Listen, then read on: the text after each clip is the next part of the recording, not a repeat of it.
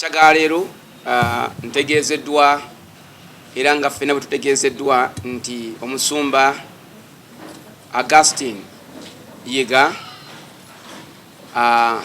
yeebase oba afudde.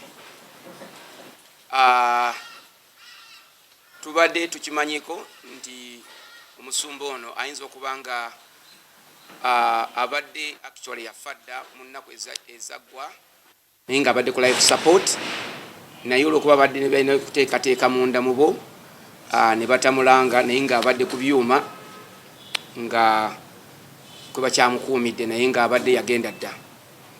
Amawulire gano ga nnaku era tewali asobola kusanyukira mu kufa kwa muntu yenna.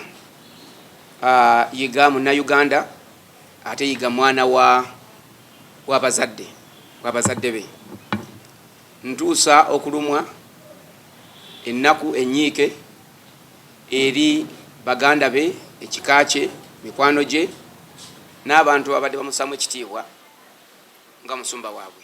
Mbasaasidde nnyo okufiirwa mutuuze munnaffe Augustine Yiga. Nga mubadde mumanyi nti obulamu bwa Mr. Yiga bubaddemu ebintu ebyenjawulo. Oluusi bwe tuba tutambula mu bulamu tusanga emikwano egy'enjawulo n'abantu ab'enjawulo ne bagatta ku kye tuli oba ne bakyusa kye tuli. Bayibuli egamba nti Katonda tasanyukira kufa kwa mubi. Newankubadde nga Mr. Yiga abadde n'ebintu ebyenjawulo bigenda mu maaso mu bulamu, tewali ssanyu lye tuyinza kuba nalyo, naddala singa afudde tannaba kutuuka kaseera kagamba nti Mukama nsonyiwa.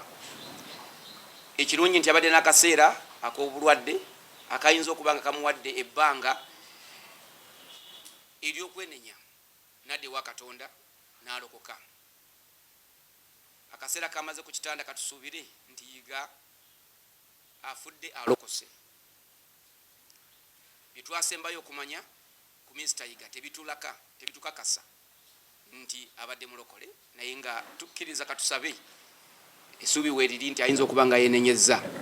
Okusaba kwange era essanyu lyange lyandibadde nti bwe nandituuse mu ggulu Yiga nandimusanzeeyo nga yalokoka mu kaseera akavannyuma.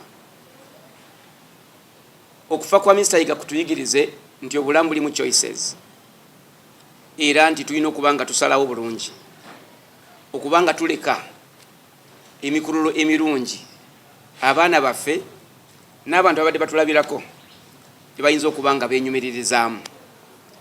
Bwe tutunuulira obulamu bwa Mr. Yiga era nga bannamawulire bwe mukimanyi, ng'era ensi bw'ekimanyi, era nga amawulire gabadde gagamba nti abadde he's a comic pastor. Newankubadde nga siyinza kutandika kwogera bubi ku mufu, njagala kutwala mukisa guno okuyigiriza abalala okwewala ebintu ebifanaganako bwe bityo.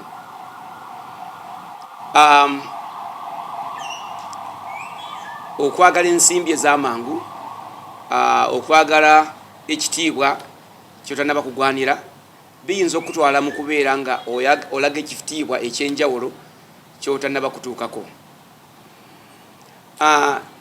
Kigambibwa era abamu tumanyi nti Mr. Yiga alese abaana bangi era alese ne bannamwandu bangi.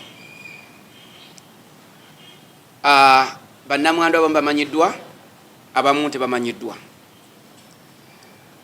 Era tumanyi nti okusinziira ku lipooti zetufuna nti waliwo n'abaana abatamanyi taata waabwe ate nga taata waabwe ye Mr. Yiga.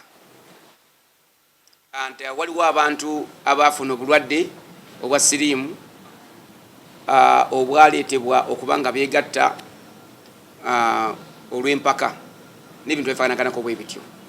Nsaasira emitima gy'abantu egirina obulumi obufanaganako bwe butyo, obanga wakosebwa, obanga wakuluusanyizibwa, obanga wafuna obuvune bwonna.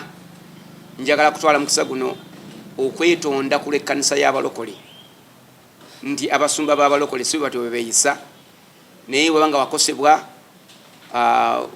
ebintu ebyakubulako, obulamu bwakosebwa, wafuna siriimu, olina n'omwana oba abaana, olw'ebikola ebadde bitambula byetubadde tumanyi mu Uganda.